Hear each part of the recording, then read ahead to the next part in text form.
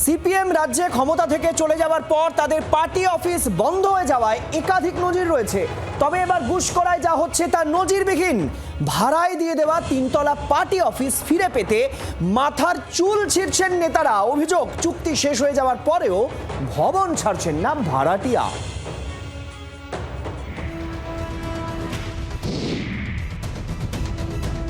আপ্যায়ন অনুষ্ঠান ভবন, বিয়ে সহ নানা সামাজিক অনুষ্ঠানে ভাড়া দেওয়া হয়। গুসকরা শহরের 7 নম্বর ওয়ার্ডে অবস্থিত এই ভবন একসময় গমগম করত সিপিএম নেতাকর্মীদের আনাগোনায়। তখন এই ভবনের নাম ছিল রবীন সেন ভবন, সিপিএমের পার্টি অফিস। 1999 সালের মে মাসে প্রাক্তন মন্ত্রী বিনয় কৃষ্ণ চৌধুরীর হাত ধরে ভবনটির উদ্বোধন হয়। 2011-র পর থেকে সংগঠনে ভাটা, কমে আসে আয়।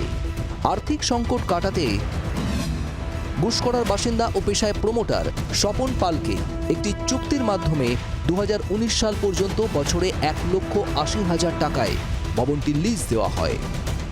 বর্তমানে এই ভবনই ফিরে পেতে চায় সিপিএম, কিন্তু পার্টির স্থানীয় নেতাদের অভিযোগ, চুক্তির মেয়াদ শেষ হয়ে যাওয়ার পরও ঘর ছাড়ছেন না ভাড়াটিয়া। লিজটা হচ্ছে তার 19 সালেই শেষ হয়, ডিসেম্বর মাসে। পরবর্তী সময় তাকে বিভিন্ন সময় বলার পরও কিন্তু সে এগ্রিমেন্ট না থাকা সত্ত্বেও সেটাকে সে নিজের হস্তান্তরের মধ্যে রেখে দেয়।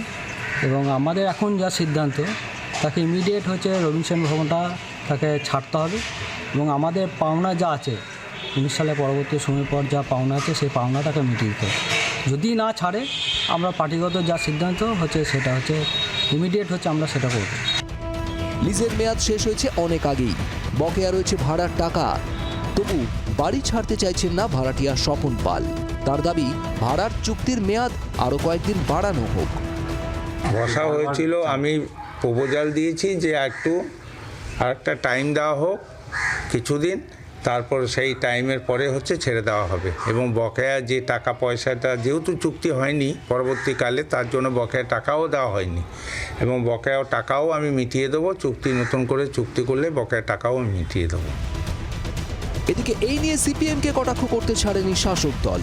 তবে স্থানীয় তৃণমূল নেতার দাবি, সিপিএম সহযোগিতা চাইলে পৌরসভার তরফে বিষয়টি দেখা হবে। তো সিপিএমের তো এখন আর অফিসের দরকার নেই, ওরা তো শূন্যে চলে গেছে, অফিস নিয়ে কী করবে? তো ওখানে মানুষের জীবিকা নষ্ট না করাই তো ভালো। মানুষের স্বার্থে ভাবুক, পুঁজি নিয়ে ভেবে লাভ কী আছে? আর তারপরেও যদি সিপিএম মনে করে ভাড়াটিয়া উঠাতে পারছে না, এটা পার্টির কোনো সমস্যা না, এটা ভাড়াটিয়া আর মালিকের সমস্যা। সিপিএম এখন বড় বড় বিল্ডিংয়ের মালিক, আর ওখানে যারা ভাড়াটিয়া আছে তাদের দ্বন্দ্ব। তো সিপিএম যদি তুলতে না পারে বা তার হচ্ছে নেগোসিয়েশনে পৌঁছাতে না পারে, আমাদেরকে যতই গালমন্দ করুক, আমাদের দলের শরণাপন্ন হলে আমরা সাহায্য করব। ওখানে পৌরসভাকে আমরা বলে দেবো, আমাদের দলীয় নেতৃত্বকে বলে দেবো। 2011-এ রাজ্যে ক্ষমতা হারানোর পর জেলায় জেলায় সিপিএমের বহু পার্টি অফিসে তালা ঝুলেছে। কমতে কমতে বিধানসভায় শূন্যে এসে ঠেকেছে সিপিএম। যে ভবন ভাড়া দিয়ে দলীয় খরচ জোগাড়ের কথা ভেবেছিল সিপিএম, সেই পার্টি অফিসে এখন গলার কাঁটা হয়ে দাঁড়িয়েছে।